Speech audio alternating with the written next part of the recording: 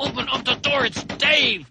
Who? Dave! D-A-V-E! Dave? Right, man, Dave. Dave's not here.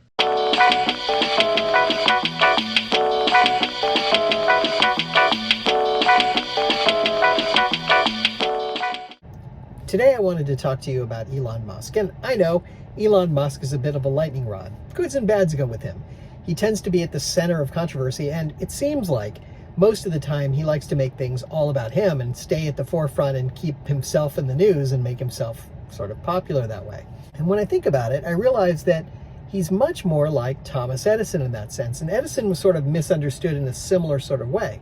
Thomas Edison was a guy who was smart and had some very intelligent things to say and do. But the reality about Edison was that he similarly had this thing about just being at the center of things and being the guy who would surround himself with really smart people and more or less take credit for their work. Edison at one point wanted to show that alternating current was bad and that direct current was a better choice because that was the technology his engineers were working on, that he was working on. And he had this thing he was doing. And so what he did is he actually got an elephant and electrocuted it in New York City. He killed an elephant just to make a point. And he made the headlines. And it was very, one of these things, it seems so absurd today when you think about it. But it was the way to get attention in the same way that, like, Musk gets attention today. For whatever that's worth, Musk is actually kind of a smart guy. I mean, he's got a degree in physics, if I'm not mistaken. And he's done some interesting things in his life. And, he built himself essentially up from, not nothing, but very little. He built a life for himself based on some of the things that he was able to do. And you have to credit that success to his own personality and the things he did. And two companies in particular kind of stand out as being companies that, are worth mentioning. The first, of course, is Tesla, the company that he founded that these cars are based on. Now, he didn't invent the electric engine. He didn't invent the car. He found two guys who owned the patent for an electric vehicle. And he worked with them to create a company that then would create these vehicles, and then he was the front man for it. So they were the engineers who came up with all the great ideas and had this really remarkable thing for creating a company that did these electric cars.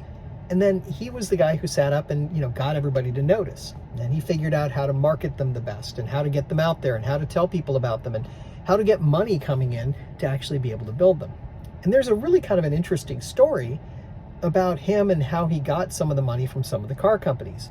So essentially, he was buying a factory to start building these cars in, these Tesla vehicles. And he invited some of the car companies in to see a presentation about the electric vehicles. And he shows them a PowerPoint presentation. He's basically boring them. And he's doing it intentionally. He's showing them some slides about why electric vehicles are great, pictures of things, just taking them through the whole history of it. And they're bored. And so he says to them, "Hey, would you like to see an electric vehicle?" And they're like, "Yeah, we would."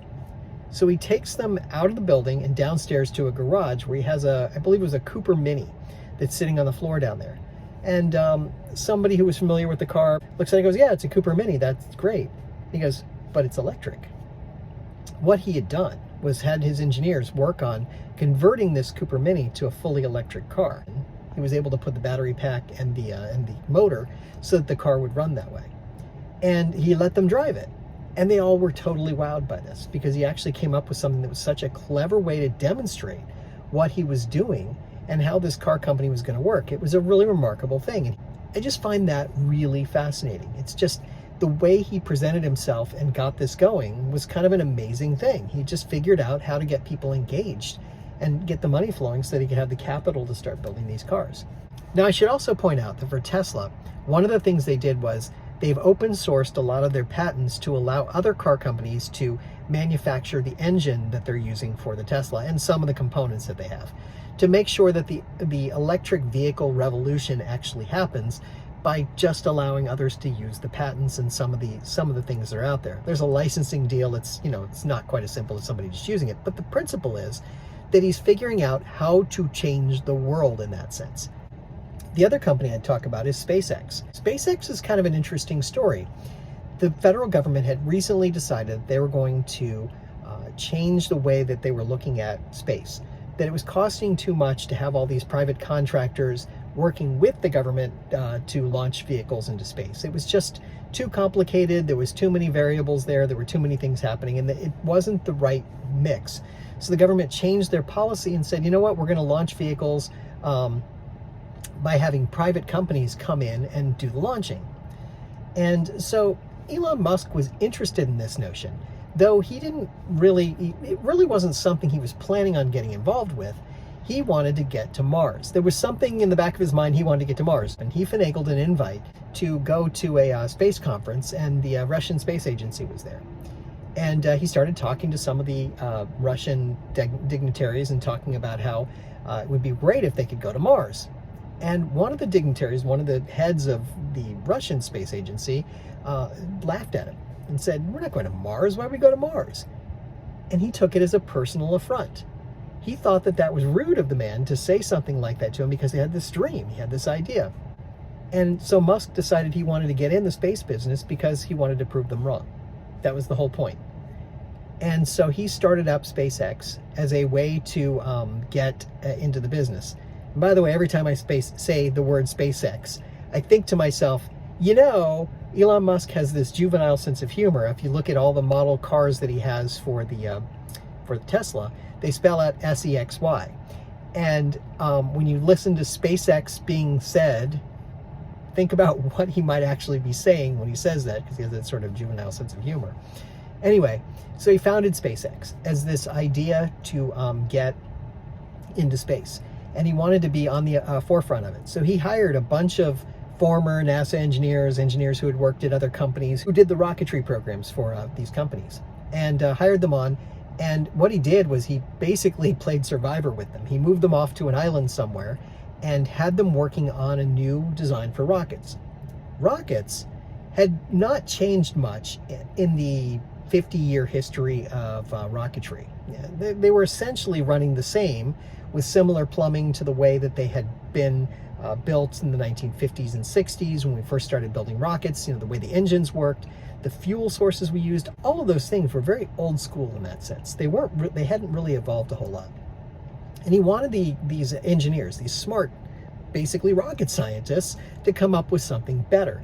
And he urged them to come up with something better, and he basically gave them the opportunity to do just that. And they finally came up with a rocket that they thought would work. They tested it out, and they were able to get more efficiency from it, better fuel sources, all of those things. He came up with all these things that would be better.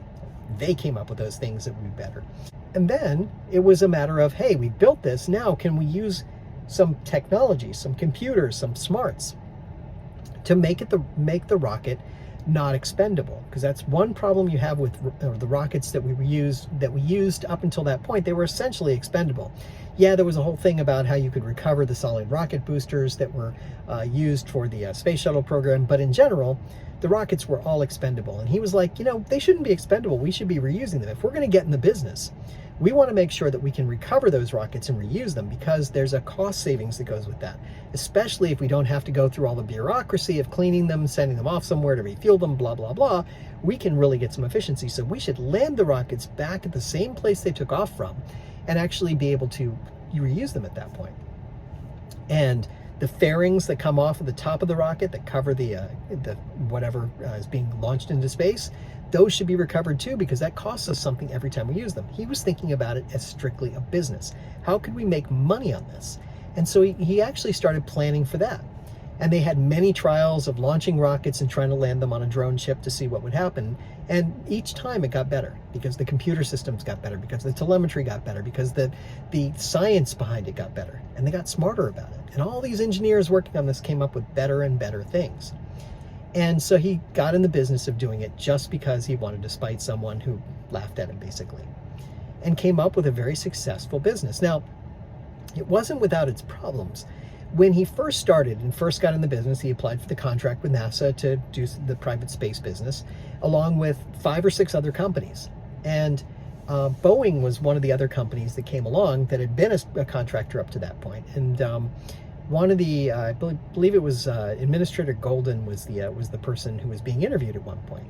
They asked him what he thought about SpaceX and how they were going to get into space and how they were going to do it. And he kind of laughed at it. And he said, you know, I don't think SpaceX is for real. I don't think they're really going to launch anything.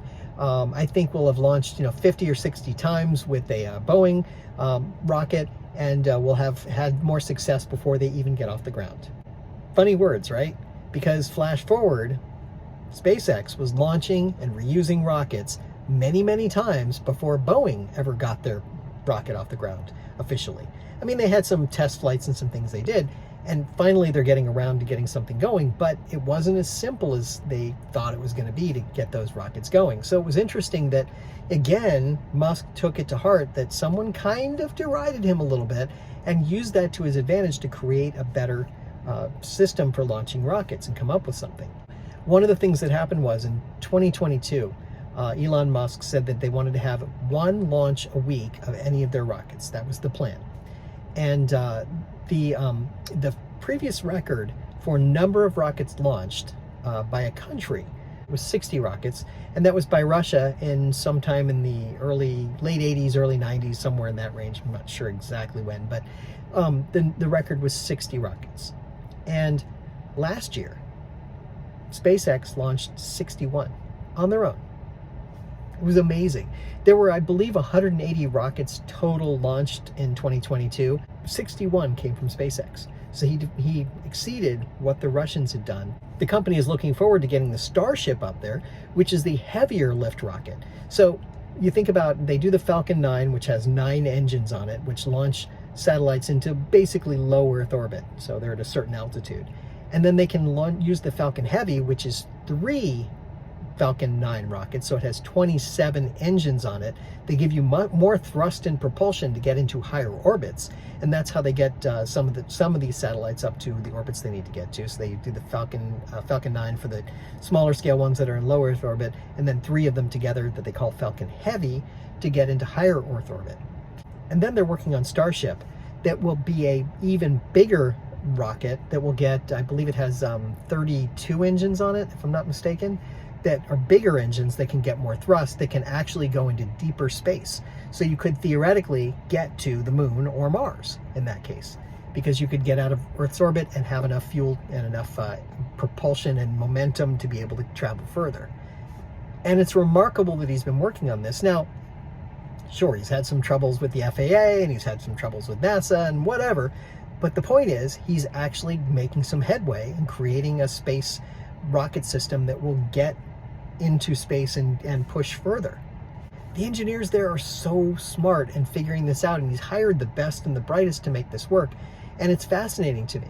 So he's got 2 amazing companies under his umbrella that really do ridiculously cool things. So for whatever you think of him, whether you love him or think he's a kind of a clown, or whether you hate him, whatever, or whether you're ambivalent about him, the guy really has figured out how to make 2 very successful companies that do something that's very different. So the guy was really smart. He was Thomas Edison 2.0. He's figured out how to change the world in some ways and get us into space and get us to electric vehicles and do some things that are much more advanced than we've ever been. And sometimes private companies and sometimes even people who wear lightning rods can make those things happen. What's your point, David?